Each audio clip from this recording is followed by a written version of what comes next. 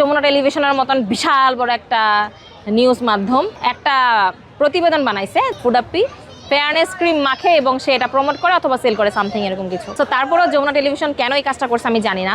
আমি আমার আজকের এই পজিশনে অনেক কষ্ট করে এখানে আসছি। কারোর কাছে এটা কষ্ট মনে হতে পারে, কারোর কাছে এটা ফানও মনে হতে পারে, বাট আমার কষ্ট আমার কাছে অনেক প্রেশিয়াস।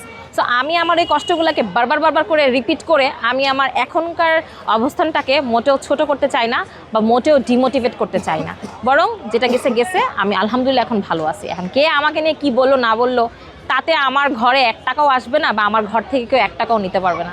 সো মানুষ কি বললো সেটা নিয়ে চিন্তা করে যদি আমি আমার মানসিক অবস্থানটাকে ডাউন করে ফেলি তাহলে তো এটা আমি আমার সাথে ইনজাস্টিস করলাম, রাইট? দেখেন, কিছুদিন আগে যমুনা টেলিভিশনের মতন বিশাল বড় একটা নিউজ মাধ্যম একটা প্রতিবেদন বানাইছে যেখানে তারা এমনভাবে আমাকে ফুডাপ্পিকে প্রেজেন্ট করছে যে ফুডাপ্পি ফেয়ারনেস ক্রিম মাখে এবং সে এটা প্রমোট করে অথবা সেল করে সামথিং এরকম কিছু।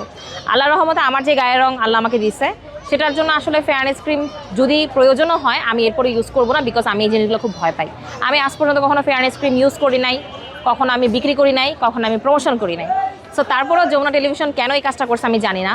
আমি যেই ক্রিমের প্রমোশন করছিলাম এবং ইউজ করি সেটা হচ্ছে জাস্ট একটা নাইট ক্রিম, যেটা ইউজ করলে স্কিন হচ্ছে সফট হয় এবং স্কিনটা গ্লো করে এবং স্কিনে যা অল্প ছোট ছোট দাগ থাকে সেগুলো রিমুভ হয়।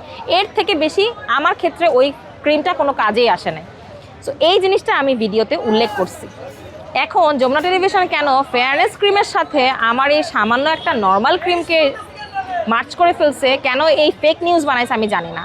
আসলে মানুষের ভিতরে না ইদানিং এথিক্সের ব্যাপারটা অনেক ডাউন হয়ে আসছে। তারা অনেক বেশি ডিসঅনেস্ট হয়ে গেছে এবং ভিউয়ার্সের জন্যই হোক, টাকার জন্যই হোক বা আরেকটা মানুষকে হিউমিলেট করার জন্যই হোক, অনেক বেশি ফেক নিউজ, অনেক বেশি মিথ্যা কথা, অনেক বেশি মানে চমকপ্রদ কথাবার্তা বলে জিনিসগুলোকে এমনভাবে ভাইরাল করার চেষ্টা করে, এমনভাবে নিউজ বানানোর চেষ্টা করে যে এইটা নিয়ে কথা বলতে গেলে আসলে নিজের প্রেস্টিজটাই নষ্ট হয়ে যায়।